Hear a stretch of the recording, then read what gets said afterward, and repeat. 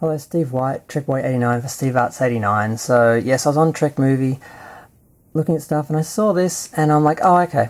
Because I was listening to Meyer Burnett's Matt Jarbo rant the other night, and during it, because he very conveniently had a bunch of people show up to join the chat and that, and he was talking to them about Picard Season 3, and he went through a bunch of spoilers. He went through basically the first couple of scenes of the episode, including this scene, and I was really annoyed, and he's like, oh, I can just do this, doesn't matter. I'm like, why can you do that? Like, why is Terry Matalas not wanting, wouldn't he not want you to be like, telling people what happens?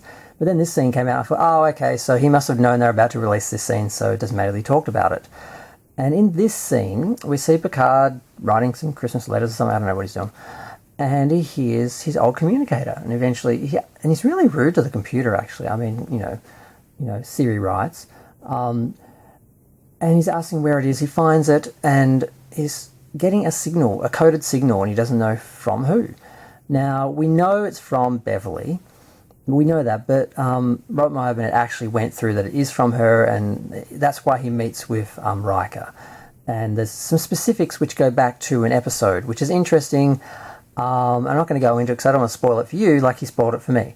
But the scene only shows Picard picking up the, or finding the communicator and, being alerted to a message.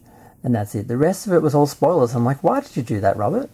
It wasn't a huge spoiler, but I would have liked that to have just happened in front of me rather than knowing. So a bit annoyed there. But it's kind of nice to think that he still has his uniform tucked away in a box somewhere. And I don't know, it was an interesting little scene, but it's very small. But it is actually our first scene from Season 3, and it does sort of prove to some degree that Robert Meyer Burnett has seen the show, and he may be telling the truth about it being good.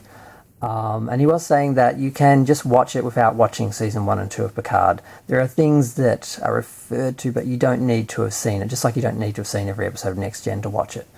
So, but then again, he still thinks Deep Space Nine is the best Star Trek, and thinks The Cage doesn't count, while also thinking The Motion Picture is the best film. So he's a bit schizophrenic when it comes to Star Trek.